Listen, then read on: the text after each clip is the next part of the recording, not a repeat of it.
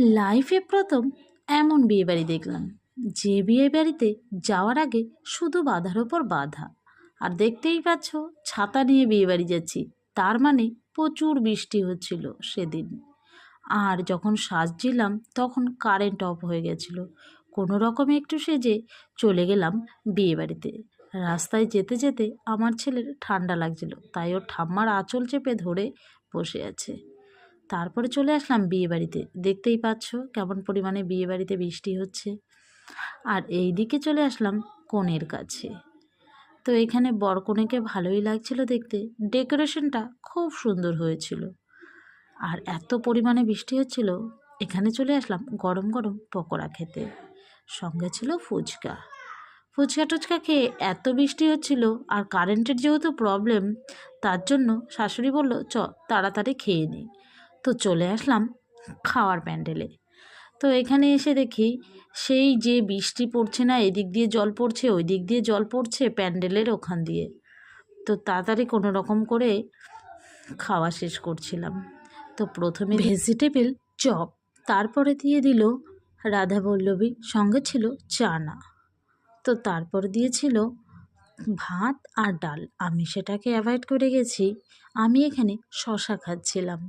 অবশ্য সকালবেলা একটু রিচ খাবার খেয়েছিলাম, তার জন্য পেটটা বেশি ভালো ছিল না। তো ভাবলাম একটু মাছই নেব, তা মাছটা নিলাম, কিন্তু মাছটা খেতে বেশি ভালো ছিল না, তাই ওই মাছটাকেও অ্যাভয়েড করে দিলাম, মাছটা পাশে সরিয়ে রাখলাম। তো তারপরেই চলে আসলো, তখনও বসে বসে খাচ্ছিলাম একটু লেবু। লেবু খেয়ে দেখেছি ভালোই লাগছিল, তাই লেবুটা পুরো শেষ করে ফেললাম। তারপরে আসলো রাইস। তো রাইসটা আমি কিন্তু খুব ভালো খাই, সঙ্গে ছিল চিকেনের ওই ঝোল দিয়ে রাইসটা আমার ভীষণ ভালো লাগে, তাই আমি বিয়েবাড়িতে রাইসটা আর চিকেনটাই বেশি করে খেয়েছি। তো আরেকটু দিয়ে গেল আমাকে, বলল নেবে না, দিয়েই যাও। তারপর ওই খাওয়া শেষ হলো, সঙ্গে দিল চাটনি আর পাঁপড়।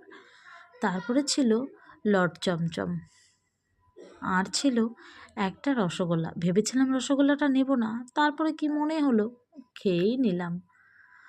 তো আমার খাওয়া তো প্রায় কমপ্লিট হয়ে গেল, তখন একটু বৃষ্টির ভাবটা কমে গেছিল। তো বৃষ্টি কমাতেই আমরা খেয়ে দিয়েই কিন্তু সঙ্গে সঙ্গে বেরিয়ে পড়েছি। ভাবলাম আজকে একটা লং ভিডিও করব, তাই তোমাদের সঙ্গে পুরোটা শেয়ার করলাম। তো ফেসবুক মামা তো আমাদের প্রত্যেক দিন একটা করে লং ভিডিও দিতে বলেছে, তো সেটা পেরে উঠি না, প্রায় দিনই হয়।